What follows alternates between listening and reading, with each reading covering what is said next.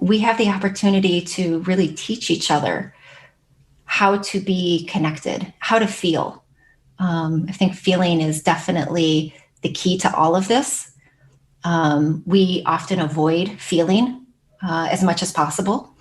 And I would say for me, connecting to your feelings, to the people that I meet, feeling what they feel, and not feeling like I have to be guarded against that, it's beautiful.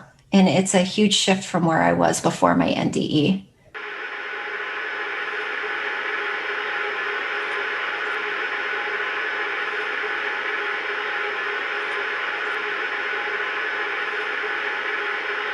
At a conference, totally secular conference for marriage restoration.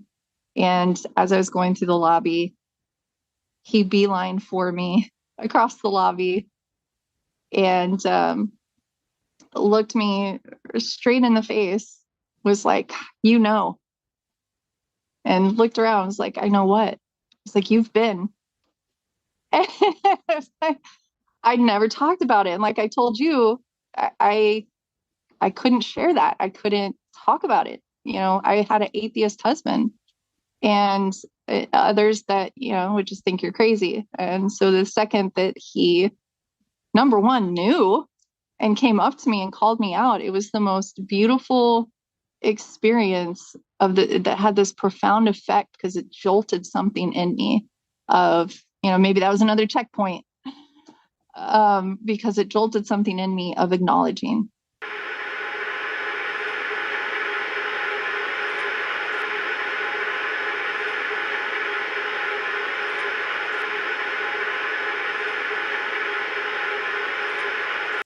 Seek out healing modalities that I was going to need to get through. And a friend who said, Shauna, you have a calling on your life. And instantly I was taken back to the NDE and what I was told and looking at her like, how do you know? And she said, it was all over you in the interview. I've known it since the second I met you and felt it. And you need to armor up because it's under attack and you're going to need as much as you can get to fight against this attack on your life.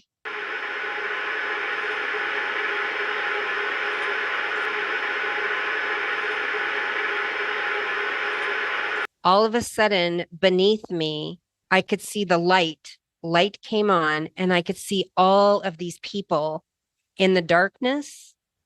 And my light was on, my light force, it came on, and they could see me. And as they could see me, and I'm just hovering like just above them, I could feel their hands, all these hands, and they were pulling me down, all of them. And every finger that was laid on me, I knew it was human, and their energy force was taking my life force out.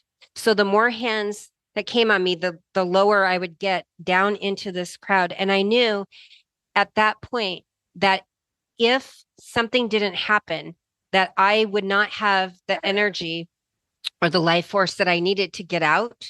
I could just feel them overcoming me.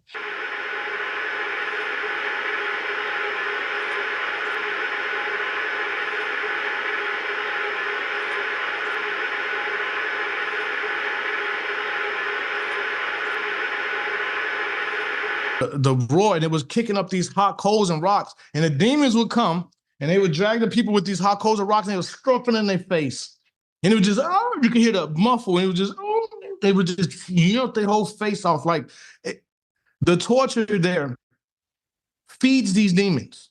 So the more grotesque they can torture you, the more power that they get. They get food off of it. They get high off torturing. They get high off your misery and pain there. That is their food. So they get very creative in torturing you. And it is no negotiation. I hear a lot of, please stop. I hear a lot of, regret. I hear a lot of it's just the noise. The noise is never stopped, nonstop. And it just screams and screams and screams. And then people, and they are laughing. These demons are laughing and having fun. They are having fun. And another thing that I kept hearing, okay, see, they speak in a different language, but it hurts your soul. When they speak to each other, it's a different, but you can interpret it. Don't matter what race or what language that you speak. But when they speak to each other and they're laughing, you can clearly hear and understand what they're saying. Okay, and a lot of them were laughing and just calling us stupid. They were laughing and calling us stupid, naive, ignorant, basic. Like they would, the name that they call us, but it was in their language, but you can still understand it. But when they speak, it hurts you. It feels, you can feel the pain.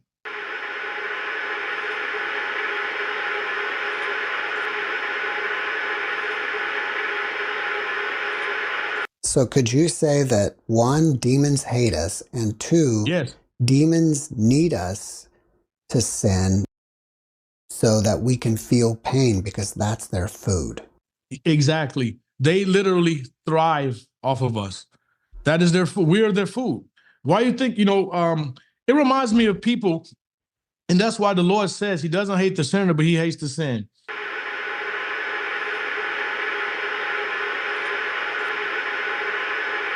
And that's why the Lord says he doesn't hate the sinner, but he hates the sin. The torture there feeds these demons.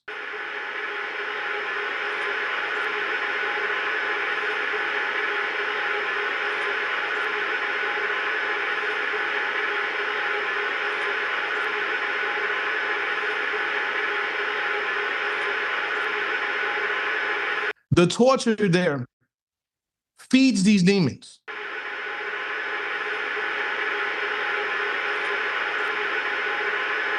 Have you ever been feeling good one day, feeling full of, you wake up, you're full of life and just promised and that ambitious that day, but you go hang around someone's house or go to someone's home. By the time you leave there, you're just drained. Your ambition's gone. Your joy is gone because they sucked your energy. They sucked your energy out. And 9 times out of 10 is one of their demons they have around them that sucked your energy out. That's their food. Your happiness, that is life, your life force. They need that.